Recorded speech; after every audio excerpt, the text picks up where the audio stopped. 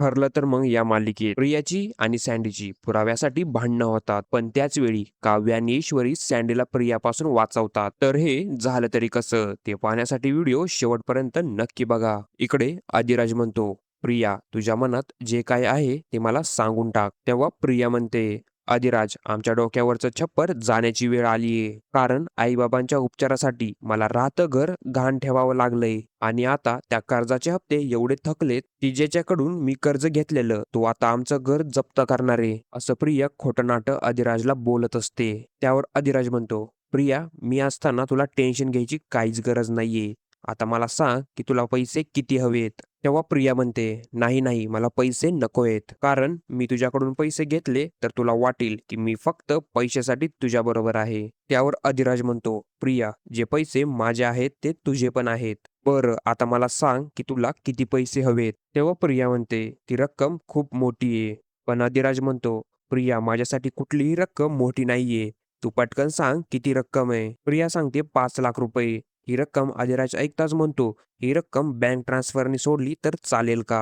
आता अधिराज प्रियाला म्हणतो, phone check कर 5 लाख रुपये सोडलेत. अधिराजने हे पैसे ऑनलाईन सोडले कारण त्याचा पुरावा आपल्याजवळ असला पाहिजे म्हणून. तर इकडे सकाळ सकाळी रूम मध्ये अर्जुन सायली बसलेले असतात. तेव्हा सायली म्हणते, काय हो काय वाचताय. त्यावर अर्जुन म्हणतो, शांता मावशीची फाईल वाचतोय कारण ही केस सॉल्व्ह करताना सगळ्यात आधी आपल्याला संतोषला भेटायला हवं. पण सायली म्हणते, आपल्याकडे प्रियाच्या विरोधात पुरेसे पुरावे आहेत. आता ते सगळ्यांसमोर आणायला हवेत आणि त्याची सुरुवात आजच करायला हवी. कारण आपण त्या DNA रिपोर्टची वाट बघतोच आहे. पण आपल्याकडे त्या व्यतिरिक्त पुरावे आहेत. मग आपण प्रियासमोर रोज एक पुरावा ठेवायचा म्हणजे तुम्हाला शांताच्या खुनाची तपासणी करायला काहीच प्रॉब्लेम येणार नाही. असं म्हणून सायली किचनमध्ये जाते. तेवढ्यात साईडने आवाज येतो, सायली विमल माझ्या मदतीसाठी येता का?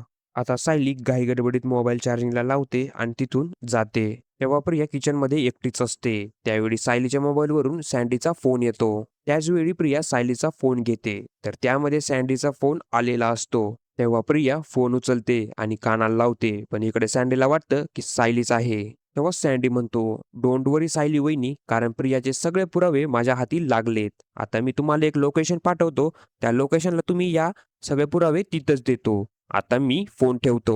हे ऐकल्यानंतर प्रिया खूप म्हणजे खूपच घाबरते आणि म्हणते, हे सगळे पुरावे अश्विनच्या हाती लागलेत तर माझं काही खरं नाही. आता पुरावे नष्ट करण्यासाठी प्रिया सँडीने पाठवलेल्या लोकेशनला जाते. पण काही वेळेनंतर कल्पना, अश्विन जेवायला येतात, पण किचनमध्ये कोणच नसतं. तेव्हा कल्पना आवाज देते, सायली, विमल. पण त्याच वेळी प्रिया बाहेर जात असते, परत फॅशन डिझायनिंगच्या नावाखाली. तर प्रेक्षकांनो, पुढील एपिसोडमध्ये सँडी आणि प्रियाची पुराव्यासाठी भांडणं होत असतात. पण सँडीला वाचवण्यासाठी काव्य आणि ईश्वरी समोर येतात. पण प्रियाच्या हाती शेवटपर्यंत पुरावे लागतील का नाही हे पाहण्यासाठी आपल्या चॅनलला नक्की सबस्क्राईब करा.